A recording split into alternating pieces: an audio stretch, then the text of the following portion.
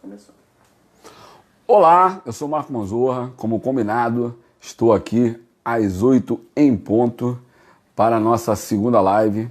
A primeira nós falamos de liderança nesses dias loucos, né?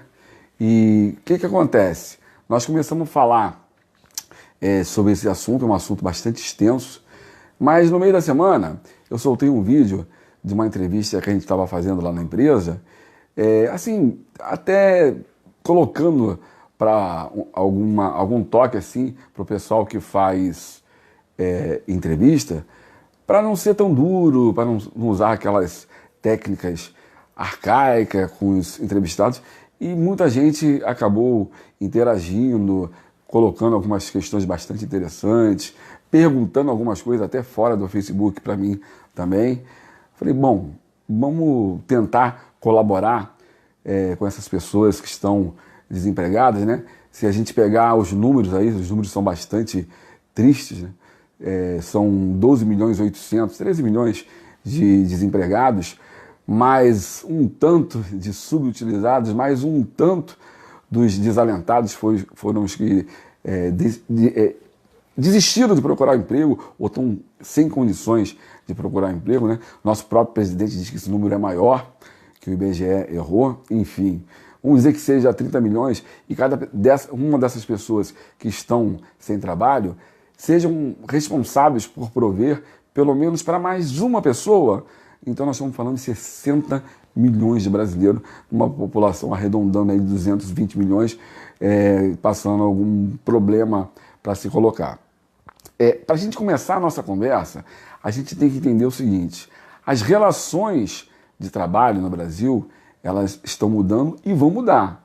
Aquela velha CLT que a gente conhece, lá de Getúlio Vargas, de 1943, só recebia... Gente, a gente não entendia nem a CLT direito de 43, imagina com 100 mudanças, e cada vez mais o mercado vai usar contratos individuais de trabalho.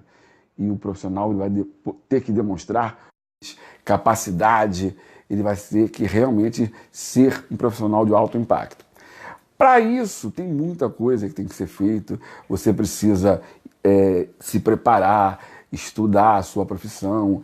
Os bancos acadêmicos ajudam, sim, mas também o preparo que você tem da sua profissão, o empenho que você tem faz diferença. Aí eu falei, bom, como é que eu posso ajudar? E a gente vai na internet, procura muita coisa, muito material e ensina como fazer um currículo, como se comportar na entrevista, o que falar, o que dizer, o que vestir. E o que eu pensei? Bom, eu como faço entrevista há muitos anos, entrevistas grandes, entrevistas médias, entrevistas pequenas, todo tipo de entrevistas, eu falei, o pessoal não está falando o que passa pela cabeça de quem entrevista. O entrevistador, ele precisa de uma série de atributos para poder escolher bem. E quem está sendo entrevistado ainda, às vezes, não entende o que tem que ser feito. Eu vejo muita gente boa falhando na hora de ir para a entrevista. Eu agora, praticamente há muitos anos, eu só cuido da fase final da entrevista, da hora da decisão, e eu vejo muita gente boa dando mole na hora da entrevista e vejo muita gente que nem está tão preparada, mas consegue entender qual é o ambiente. Para a gente poder simplificar e ilustrar essa história, eu sugiro que a gente troque um pouco os papéis, para a gente não ficar muito preso entrevistador ou entrevistado.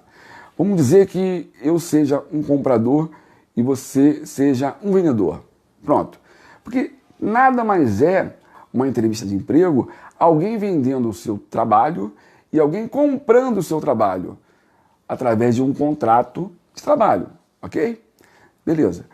O que você precisa primeiro entender? Vamos dizer que você esteja vendendo joias, uma joia rara, cara, né? Não rara, mas cara.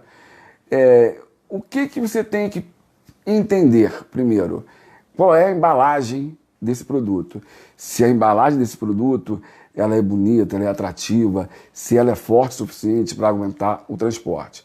O que é a embalagem? É o teu currículo, ok?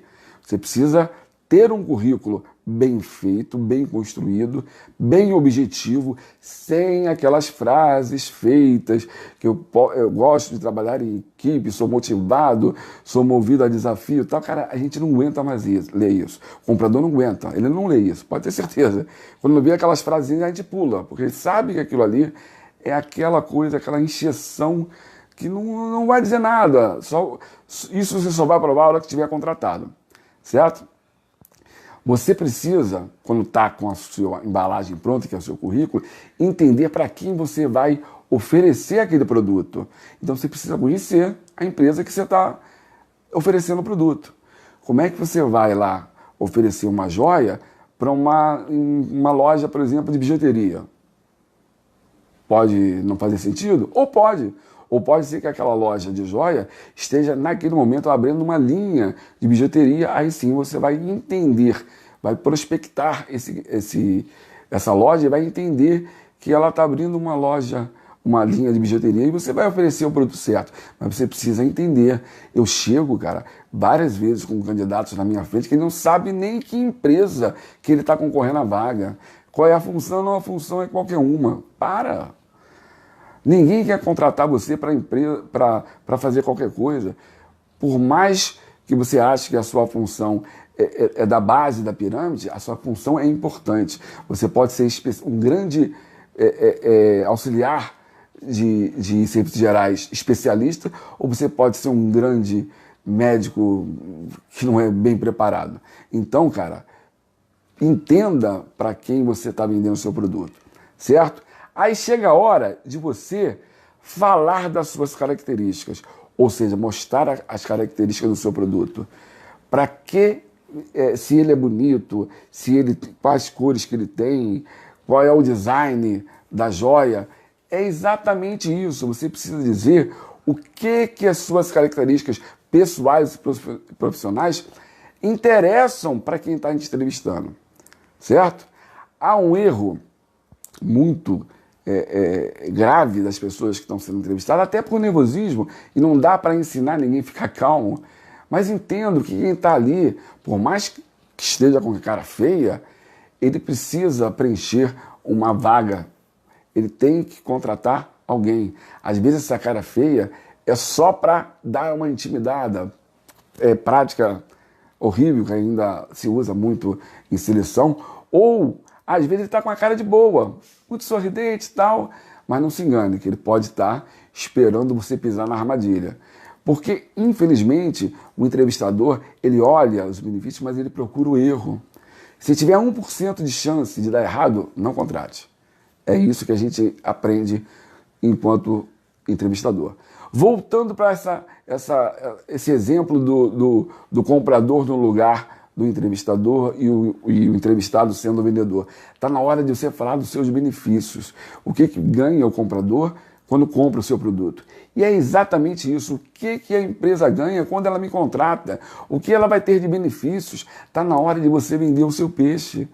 E tem gente que chega na hora, ou acha que está acima da função e não precisa falar nada porque o currículo já fala por si só, ou esquece, intimida, dá um branco e não fala o que a empresa vai ganhar se ela contratar ela, qual é o benefício que ela vai ter, certo? Geralmente nessa fase é a fase que a gente coloca as objeções, a gente fala das coisas que ele vai ter que enfrentar se ele vier trabalhar na empresa. E muitas das pessoas caem nessa, elas acabam falando demais ou demonstrando por palavras ou por posição do corpo, vai mostrando uma certa indisposição de encarar aquele objetivo. E às vezes o entrevistador aumenta mais o desafio para ver realmente como é que a pessoa vai se comportar. Então, cara, você tem que estar preparado, entendendo que você vai passar por isso.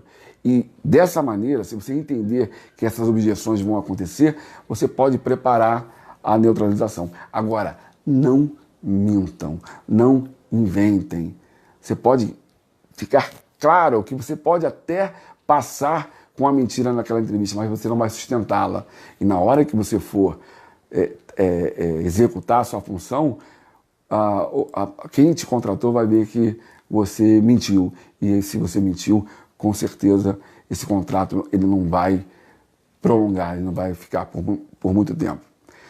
Aí chega a hora de você vender, é a hora do fechamento.